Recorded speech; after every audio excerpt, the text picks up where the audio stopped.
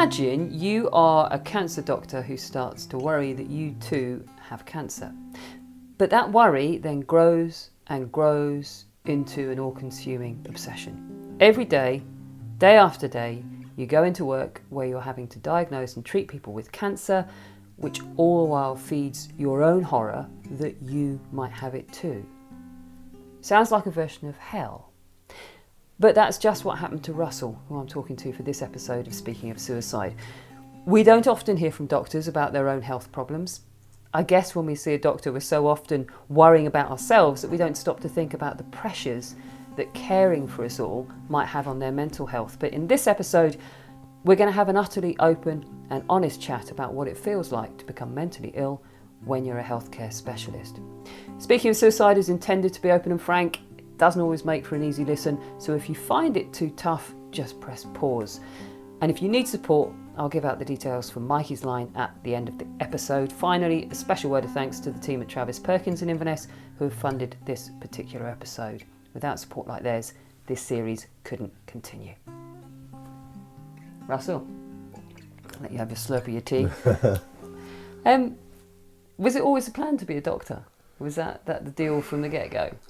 I think it was in the school I went to in the mid-90s. I think if you were good at science and you were getting the grades, it was something that you were encouraged to do. I don't think it was ever a plan. I think initially I wanted to be a forensic pathologist, actually. But I was aware that the route to that was through medicine. And I became very aware that quickly on it actually looked pretty boring and it wasn't going to be anything like the TV. So we ditched that idea pretty shortly.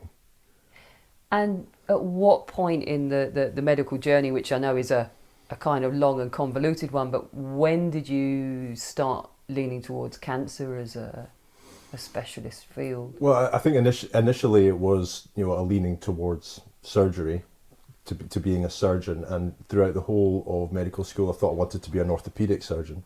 Oh, yeah. So broken bones and all that sort of stuff. I knew I didn't want to be a physician. I knew I didn't want to be someone who dabbled in pills and extended ward rounds and things like that. I knew that I wanted to be a surgeon. I think my temperament suited that.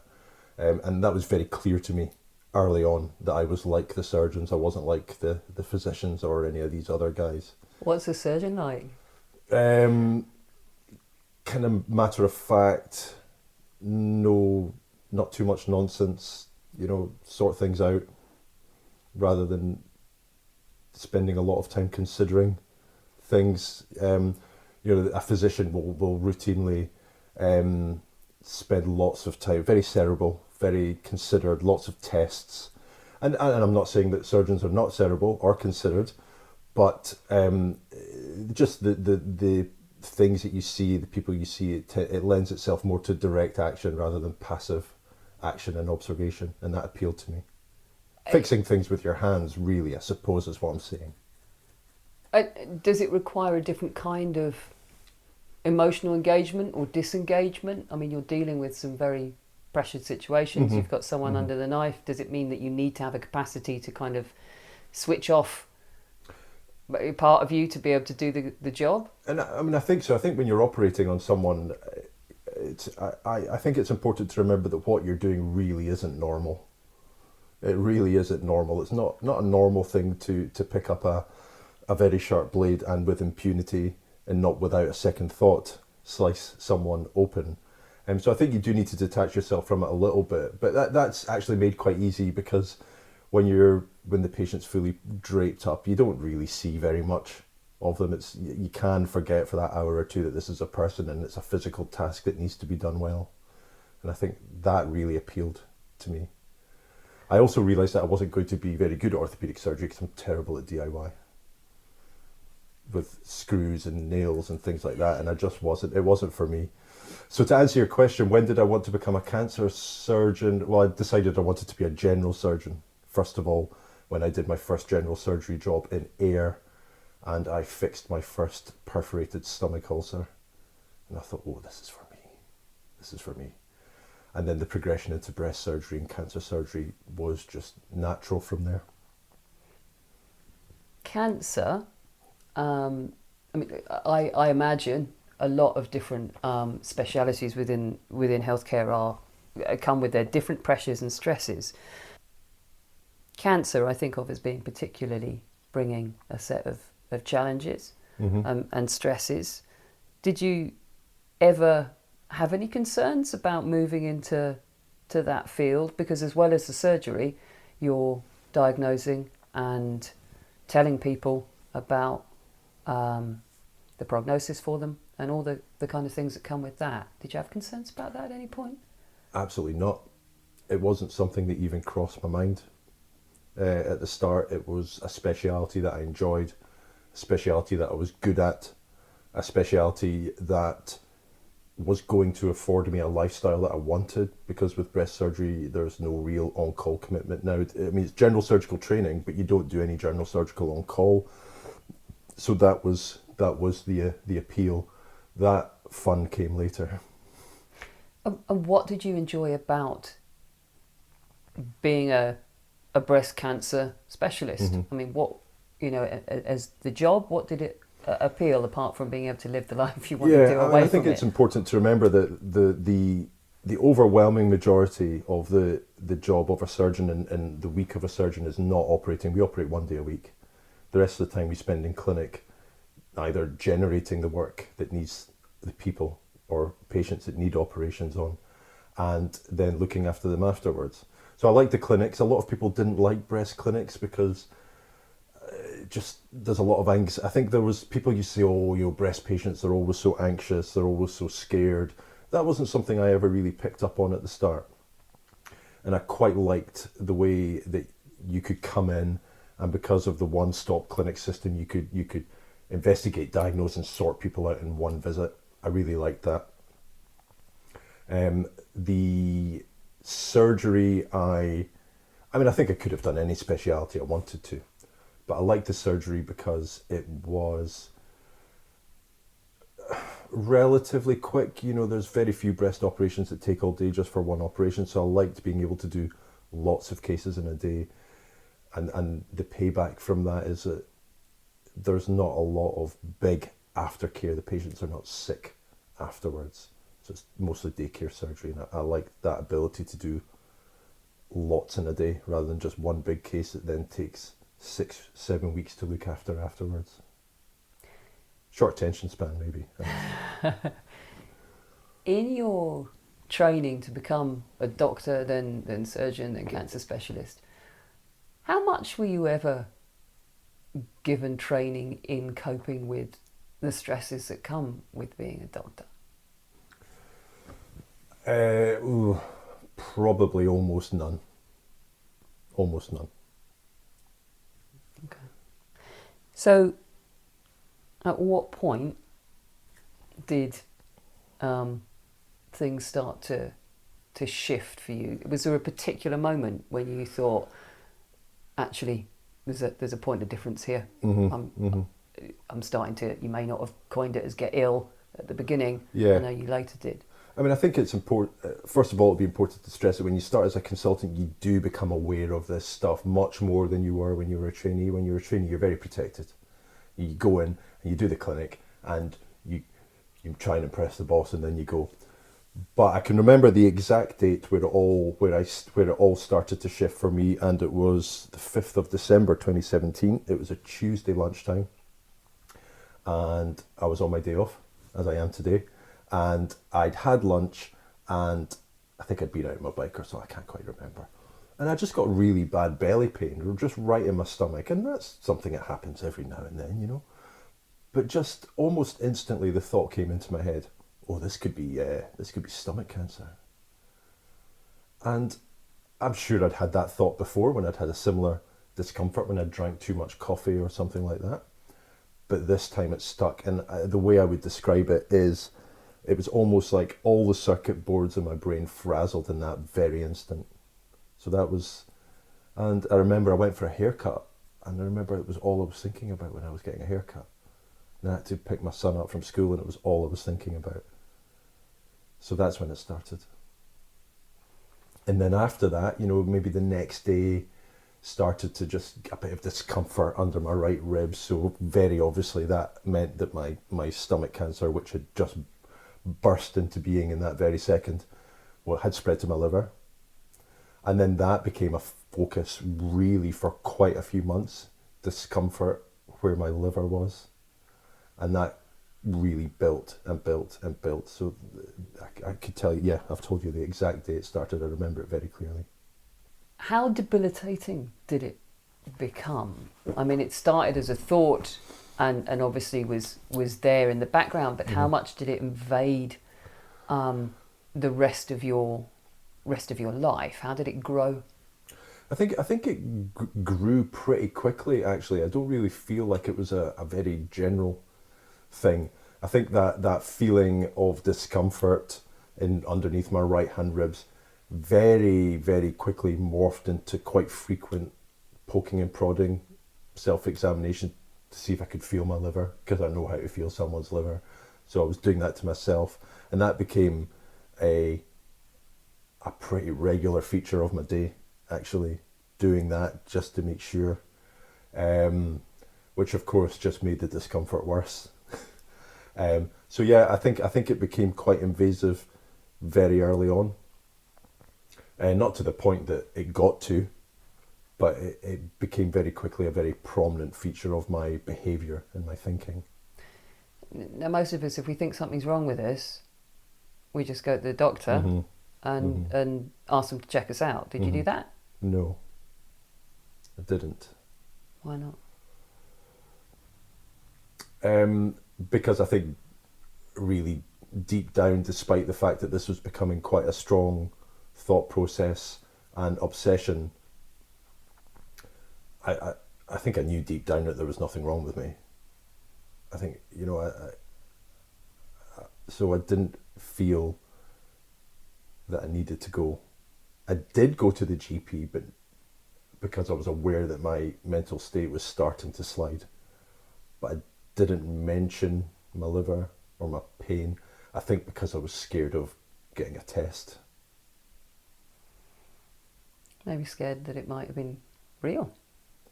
Well, I think that's a completely reasonable thought, and I think all the way along, I don't think I was probably scared of, scared of finding out if it was real or not, but just that whole process of waiting for a test, that's the worst part for me.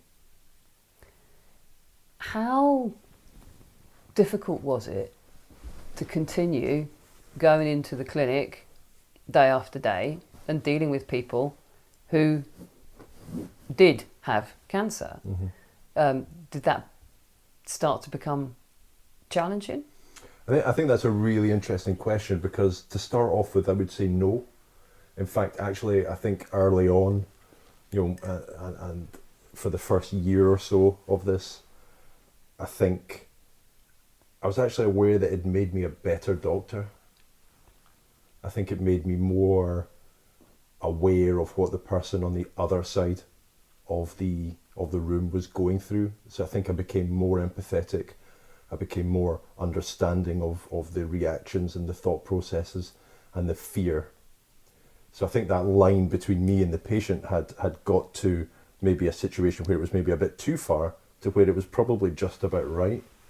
Now, obviously, becoming mentally ill is not a great way to achieve that. But at the start, for the first year or so, I actually felt that was a positive of what I was going through. That it actually made me a better doctor.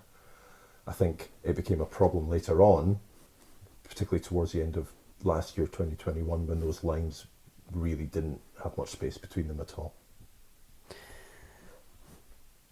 At what point did it go from being, in a weird way, beneficial because you could empathise in a way that you possibly couldn't have before? At what point did it cross over into being a problem? I mean, how bad did it get? Yeah, so I think definitely 2021 was a general slide towards it becoming really bad. And I think definitely towards the end of 2021, I became aware that those lines were becoming increasingly blurred. I was really finding it very, very difficult to distinguish and differentiate between what the patient was going through and what I imagined. That's a wrong word, sort of believed that I was about to go through at some point. Now the fixations, the concerns changed from month to month. It was never the same thing. I've probably had about 40 different cancers over the last 4 years. But I then really started to just not be able to remove myself from the process. And I don't mean that I was becoming over emotional or, trying to hug patients and really telling them that I knew what they were going through, because I would never dare to do that, because I don't. I might have an inkling, but I was really, really starting to feel that every day at work I was taking part in my own worst nightmare. And I was actually not just taking part in it, but actually inflicting it on other people. And I know that's not true, and I knew that wasn't true. But I would come into work really concerned about what I felt I was about to do to people. Do to them in terms of telling them they had cancer? Correct. Yeah. And I think, I would imagine that's obviously something that no one ever forgets, and they probably never forget the person that tells them. But I was starting to feel like I was doing it to them, and I know that's maybe a subtle difference, but I think there is a difference between telling someone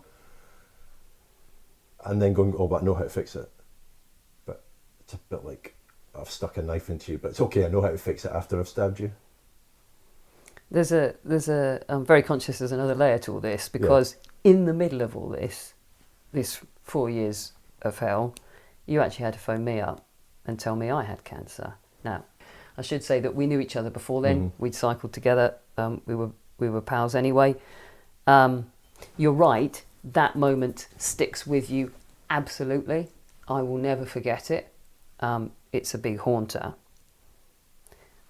Were you haunted by all these conversations? Did they linger with you? The fact you'd had to go and stick a knife into someone, were they kind of replaying and remaining as part of all this?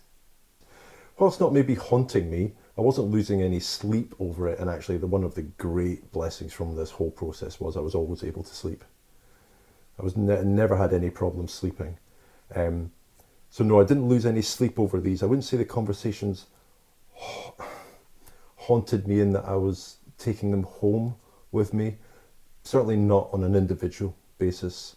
I think that there are certain patients that always get you, the young ones in particular, or someone you know. But no, I wouldn't say I was haunted.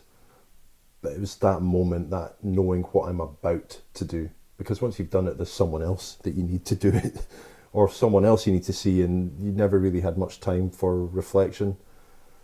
But I think it just kept adding up that I was doing this to people. And there's a couple of times I can clearly remember almost feeling like I was talking to myself. Like it was me over the other side of the room.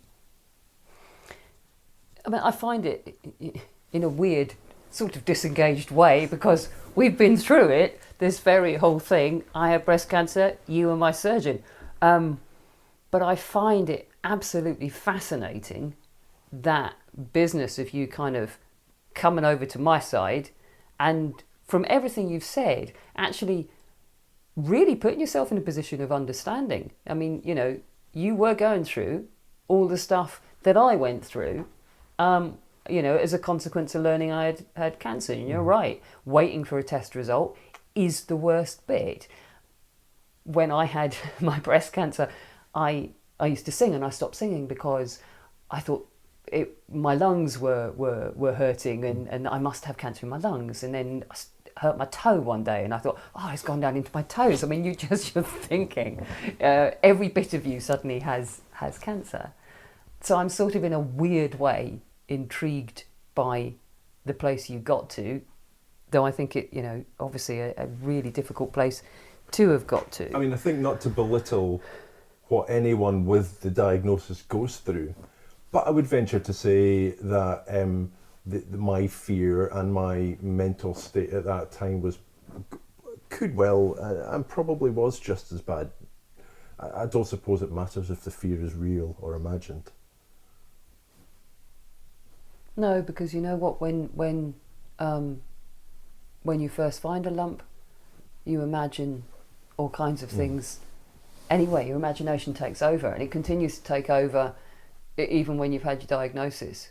You imagine every possible scenario, and it goes round, round, round, round, round. Yeah.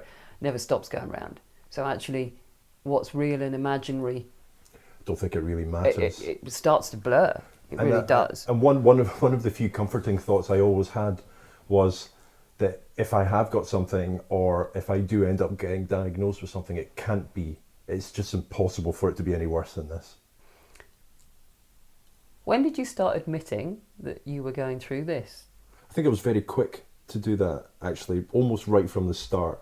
I think I always felt that I had something like this in me. I think I was always aware that I had this within my being. I was sometimes on that line where I could slip into poor or real problematic mental health. So in a way, it didn't come as a great surprise to me. I always thought it was maybe in the post a little bit. So I was actually very, very quick to realise what was going on, and I would speak to my nearest and dearest and my colleagues. So I was actually very happy and very pleased to talk about it right from the off. That realisation didn't necessarily translate into any meaningful action, however. In that it definitely took me a couple of years to start to seek help, other than desperately reading self-help books that I got from Amazon. What would you look up? Yeah, well, I mean, I think I was aware that it was health anxiety, and I think I knew what was driving it, and I was aware of, and I did a lot of reading, and I sort of understood what was happening to me, but that understanding did not translate into any meaningful ability to fix it. To what extent do you think that we expect our healthcare professionals to almost be above getting ill? That we sort of see them as superheroes, a bit invincible. Mm-hmm. I'd say almost particularly in your field of care, because, I remember saying to you once, "Thanks for saving my life," or something like that, and it was that stark. I found that really, really uncomfortable. I really did. Really? Yeah, because I don't really think about it like that. Well, but that's You get a big it's my head, truth though. of it. Yeah, but you'd get a big head otherwise, wouldn't you? And some people might say surgeons have all got big heads. Well, they might. What's the difference between God and a surgeon? God doesn't think he's a surgeon. But my question was, do you think we think that healthcare professionals are sort of a bit beyond getting ill? We don't cast them in that role, and I'm not sure how we deal with it when they do. Yeah, but I don't know if that's a bad thing. I think it's probably a very necessary thing. That you don't want if you're crumbling, you don't want to see your doctor crumbling in front of you as well. And I think it is. It's all when a doctor gets ill or a colleague's ill, or I think it's always newsworthy. I don't mean newsworthy in terms of being on the BBC, but if someone in the hospital's not well, or has had an operation, or has been off for a while, it's definitely noteworthy amongst the profession. Because I think whilst the patient should, and in a way, shouldn't expect us to be invincible, but should in a way expect us to be not falling apart in front of their very eyes. I think we expect that of ourselves as well, and I think that's an issue. I think we expect ourselves to be indestructible. That's a pressure. I think it's only a pressure once you realise that you're not. Once you're not, I think it's just, particularly surgery. Surgery can or certainly used to be a very I'm very hesitant to use the words macho in 2022, but it's a hard job, and it attracts certain characters, and I think to my experience was, I mean, for me, when I went off work at the end of 2021, I think that was quite unusual. That was quite unusual for a surgeon, a doctor, but I think particularly surgeons.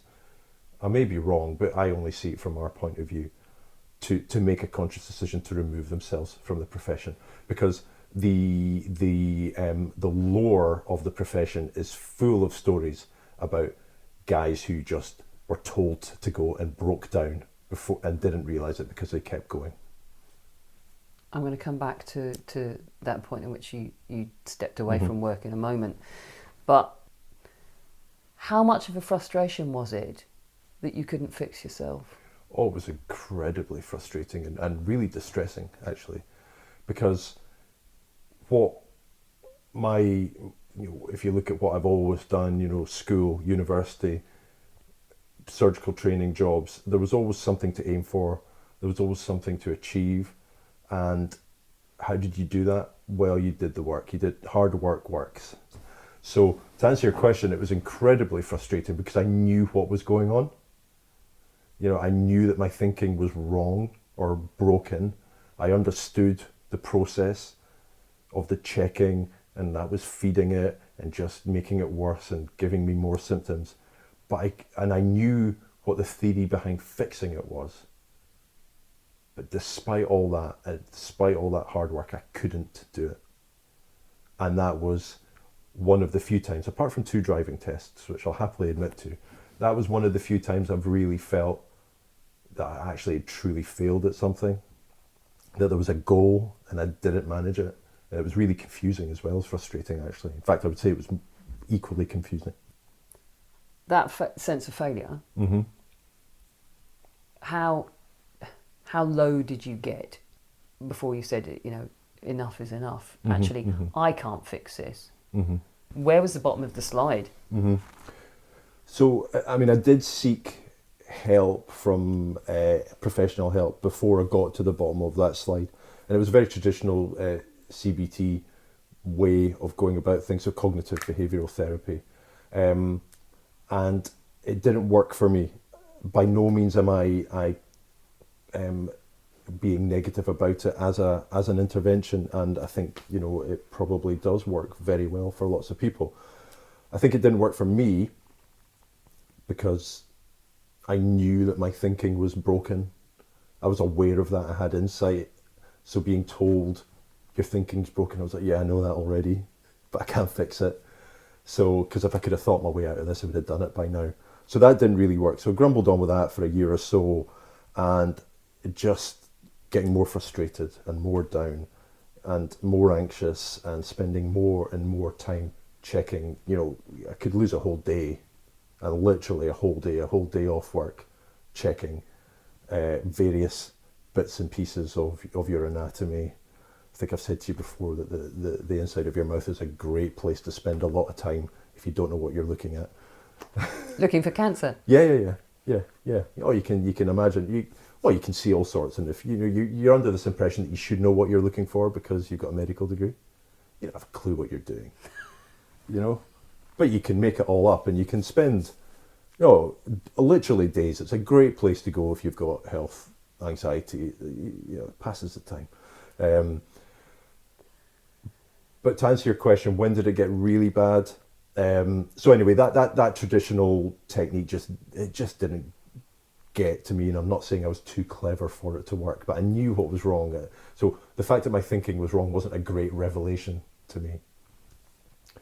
So towards the end of 2021, sought out another therapist who took an alternative approach, and we can come back to the ins and outs of that if you like, but I felt that approach was very instrumental in my recovery as it is at the moment. But towards the end of 2021, when that line just got so blurred, that line between me and the patient became so blurred, I was finding it really, really difficult to distinguish between me and them. I was finding it difficult to concentrate, particularly in the operating theatre, which was a real scare for me. I think there was one particular day where I felt I really wasn't concentrating as well as I should be. And it was that day I decided enough was enough. That I was going to do something, I was going to remove myself, and I needed time to get better and remove myself from work before it was done for me. Because I think if it was done for me, I think that would have finished me. I wouldn't have gone back. We'll continue with Russell's story in just a moment. If listening to this is striking a chord with you, don't forget it's okay not to be okay. And if you need someone to talk to, you can text Mikey's line on 07786 20 77 55 or contact them via Messenger, web chat or Twitter, Sunday to Thursday 6pm to 10pm, Friday to Saturday 7pm to 7am. So you moved away from work. How difficult was that? The decision was really easy, actually, because I felt I didn't have another choice. It was either go and take some time out and try and get better, or I was aware that I was going to make a big mistake and really harm someone. And then the decision would have been taken out my hands. So it was actually a really easy decision to make.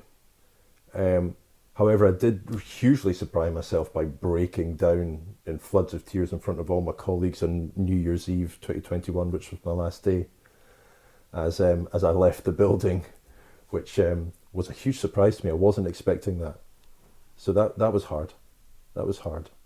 Because I didn't know if I was ever going to come back. I don't think that was really upsetting me, actually, the prospect of not going back. Well, okay. But to this day, actually, I'm not really sure why I broke down so much. Maybe it was through a sense of abject failure. I'm not sure. Did you ever consider changing tack in terms of the area of medicine you specialise in? Did you connect it to cancer? Could you have gone and worked in a different area? Could you have gone and got better at DIY and done orthopaedic surgery instead? You know, did you consider moving away from cancer? Not at all. I didn't consider moving from breast surgery at all, because I'm so far down the line now in terms of the training that the prospect of retraining is totally abhorrent to me. I just couldn't face it. There's no way I could face it. And I think I do wonder sometimes, actually, whether I'm not sure the subject matter in terms of cancer being my big fear. And I suppose it's important to stress that it's only cancer I'm worried about. COVID didn't make me up nor down. I'm not worried about getting Alzheimer's or multiple sclerosis or anything like that. None of this other stuff hits me. It's just cancer. And is that because that's what I work with? Well, I think it wouldn't be hard to make that assumption. But then, you know, if you're a traffic cop, you're probably, you know, if you've got this in you like I had and have, you probably get really scared about your nearest and dearest going out in their car. So I'm not really sure the subject mattered in terms of what it was. So I think if I'd been doing something else, I probably would have just become really scared of being a diabetic or having a heart attack or bone cancer or something like that, you know. So no, I didn't consider it. And when I went off work, I always thought, if I'm done, I'm done. I'm out completely. If I don't go back to breast surgery, I'm out completely. That must have been a big thing to face too, the prospect of that. I was actually really comfortable with that thought, actually. That didn't really affect me too much. I was very clear on that thought in my head, that if I did recover, and remember at Christmas time last year, I had no idea if I was going to get better or not. I had no idea. I knew I needed to, because I was kind of running out of options a little bit. I wasn't considering suicide. I knew it was maybe an option if I didn't get better. Really? Yeah, I kind of felt that, you know, that coming off work, this was such a big thing to do. I kind of felt that I was circling the drain round about New Year time. And this was not a process that I'd fully formed in my head, hadn't made any plans. But I knew that if I didn't get better, that it was maybe part of the equation at some point in the future.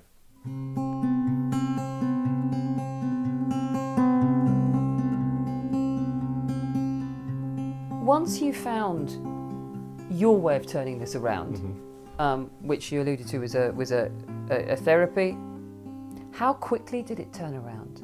How can you remember the moment when you felt a kind of lift of this? How did it manifest itself when you felt? Yeah, so I went off work 31st of December, last year. And I think the day that I started to get better, now I didn't feel any better on this day. I felt absolutely horrendous that day, but the day I started to get better was, I've written this down, I don't remember off the top of my head, but I know I was going to visit my brother in Aberdeen that weekend. So it was the 4th of March this year, was the day that I would say I started to get better. Because I'd started kind of peering into the dark chasm of my mouth again after several months of not bothering doing it, after an ENT appointment and being told everything was fine. And I just noticed something that I'd previously been worried about looked a little bit bigger, looked different. God knows, I don't know why I looked at it that day, but I just did. Anyway, and then all that fear, all that panic and flood came. Oh, this is definitely cancer. He was wrong. It's got worse. It's got bigger. Blah, blah, blah, blah, blah. And I think completely due to the therapy and the stuff that I'd been working on, I was very aware at that point that I had a choice. And I was aware that I'd never been aware of having a choice before. I was aware that I had a choice that, and I'm not going to delve into cliche here about you can always do what you've always done and all that sort of stuff. But I was aware that I could spend the rest of the day poking and prodding this and looking at it and really not move anything further forward. And then I'd end up having a panic and phoning a colleague and trying to get seen and all that sort of stuff. Or I could do something different. And something different was, right, I'm going to leave this for 3 weeks. I'm not going to look at it for 3 weeks. I chose 3 weeks because 2 seemed too quick and 4 seemed too long.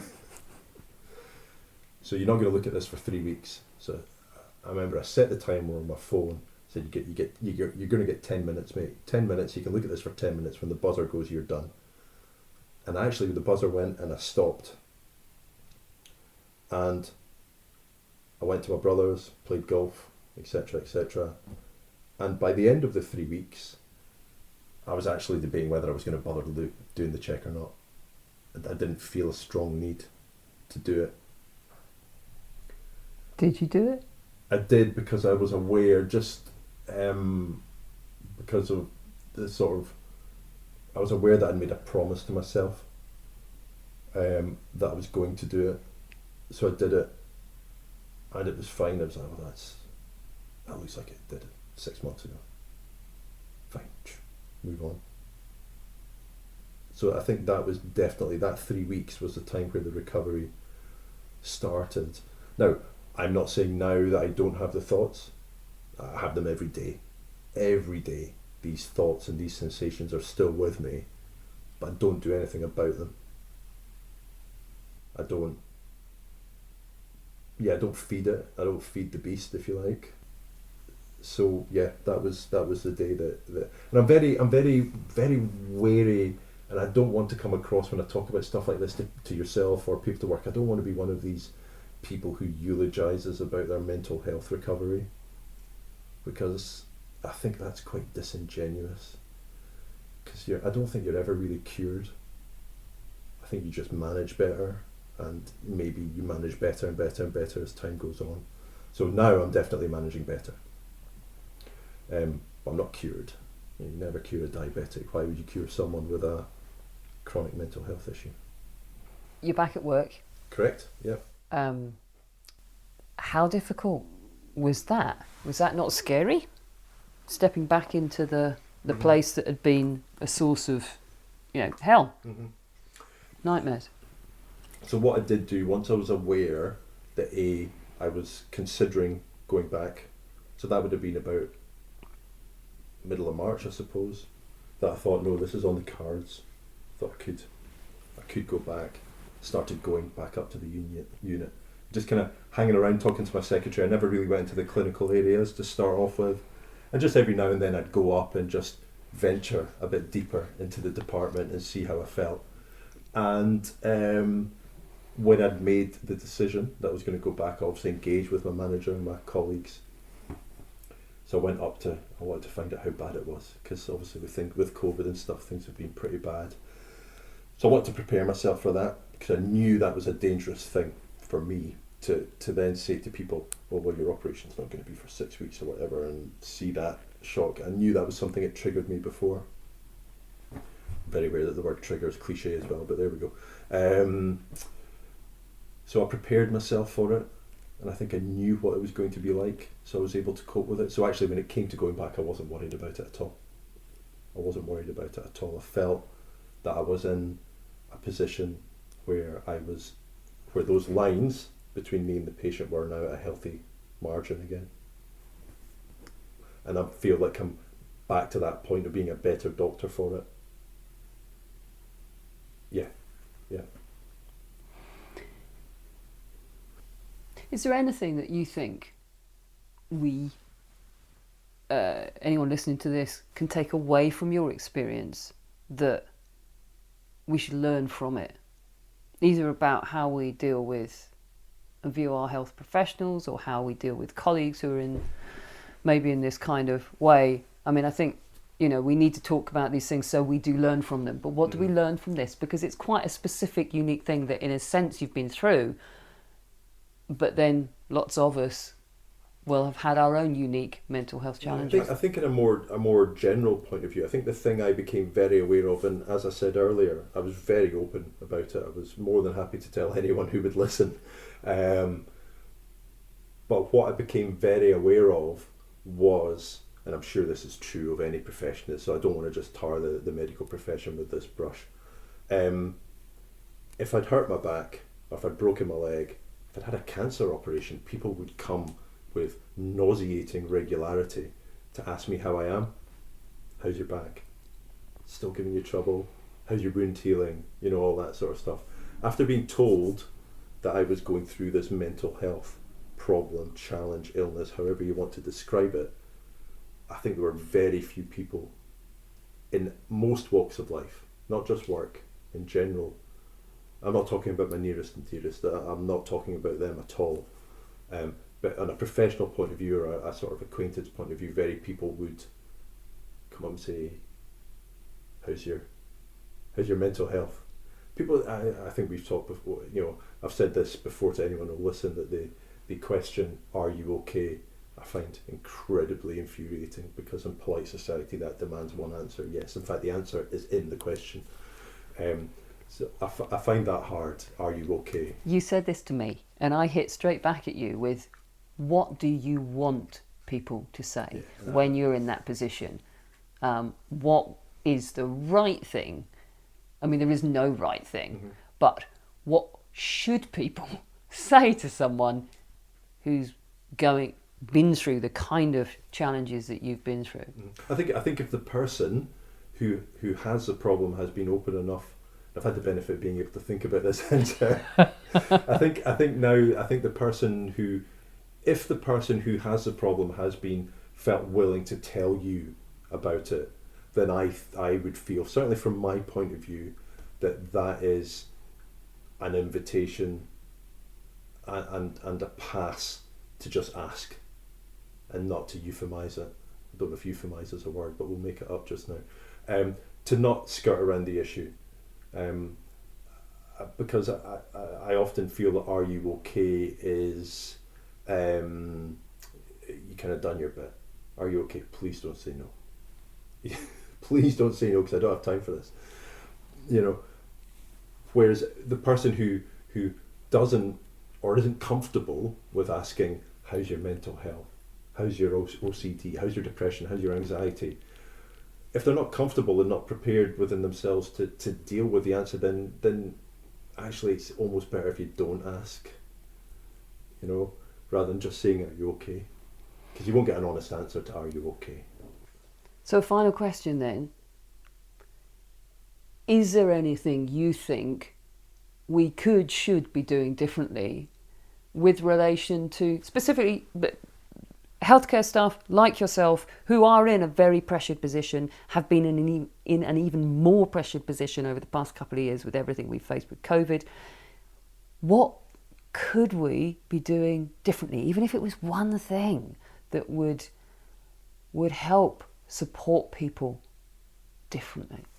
I think, again, I've been very keen to avoid cliche, but I don't think you can put it better than it is actually perfectly all right to struggle. And I think to get that message out that it's okay to be struggling and it's okay to be finding it hard. But I think over and above that, what I would hope, if this does any good, is to just maybe make people feel more comfortable to say that themselves, because you never know, the person you're saying it to might be feeling exactly the same way, and then all of a sudden you've started to develop a support structure. And I think that ability to debrief, particularly in our profession, that ability to maybe sit down once every couple of weeks and go, oh, that was hard, that was tragic, this one's really, this patient, this case, whatever, I don't want to depersonalise it, that's really getting to me. This is that lady's affected me, that patient's affected me. And I think that's what we don't do. We don't provide that level of, it is there, but it's not common. Thank you for your honesty, and I think bravery in speaking up about these things. That's interesting. When I've spoken about this, people have often said I've been brave. I don't feel like that at all. I don't feel brave at all, because if I'd broken my leg, I'd be talking about it. You wouldn't say if I was brave if I'd broken my leg. Yeah, we could go round and round and talk about this all day, and we probably will as soon as I've turned it off. But I think there is a bravery in honesty, because I think honesty can expose us to all kinds of difficult stuff, and I think it is brave to be honest, and I think valuable. And I think once you've seen the value of it, then, like yourself, you said, well, it's not brave, it's just, it's the right thing to do. But we will keep talking. Okay. I appreciate you saying that. I'll take it. You'll take it. You're a tough guy to compliment. Well, I hope you continue to be well, because I, for one, am very grateful that of the kind of work that you're doing, supporting and treating people that I've been one of. Thank you very much. A reminder of Mikey's line: if you or someone you know needs help or advice, you can text 07786 20 77 55 or contact them via Messenger, web chat or Twitter, Sunday to Thursday 6pm to 10pm, Friday to Saturday 7pm to 7am. Now here's Shona McPherson from Mikey's Line with a few thoughts for you to mull over. Two themes that came out from listening to Russell's interview there. One is his passion that if someone like himself is open and honest about their mental health, about their struggles, it's so important and meaningful for them that is met with open and honesty back. And it's incredibly discouraging if we pluck up the courage to speak that somebody skirts around the issue or just says, "Are you okay?" and wants an answer of yes. So I think that's incredibly important, and that came across very strongly. And the second thing that struck me was Russell's process journey from learning that he had health anxiety, that kind of long journey to seeking help that was useful for him. He describes these unhelpful thoughts that he had, the sort of the rumination and the obsession that came from that, and how these thoughts led to behaviours. And he said he was quick to realise that, and wonderfully he was able to speak to his nearest and dearest. But in and of itself, that didn't seem to bring around much change for him. And then he spoke about something that many of us do, of seeking self-help books. And again, that can be useful for many of us, but for him, that wasn't what he needed. He said there was no behaviour change. And that it took him a couple of years to seek professional help. And I'm really struck by this gap of knowing something's wrong and being able to get help to create behaviour change. And Russell, by our culture, we would go, gosh, he's a surgeon. Culture would tell us that he's one of the safe ones, one of the lucky ones, one of the smart ones. But whatever our job, whatever our qualification, we're humans, we're scared. And we don't always know where to turn or want to turn to that place. And yet he did find the courage, and then he tried a therapy that wasn't helpful for him.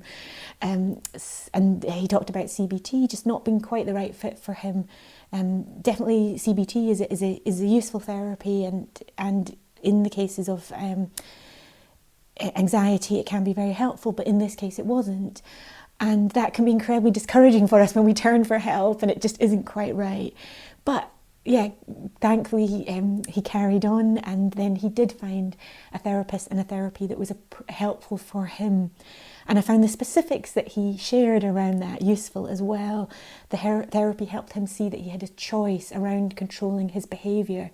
We don't always feel that we have a choice controlling our thoughts, but he was able to sort of create boundaries around his behaviour, and with time the urges to check decreased for him. And I'm sure that therapist taught him many useful skills around thought processes, around accepting emotion.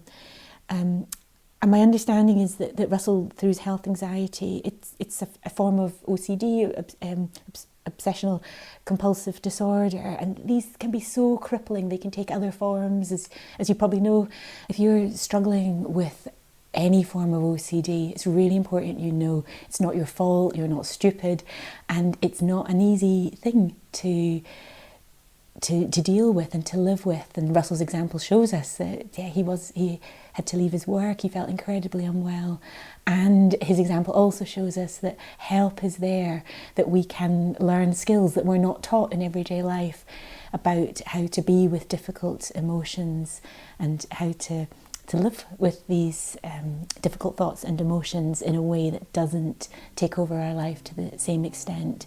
So if you are struggling in any way, please don't be alone with that and seek help. Thank you for listening.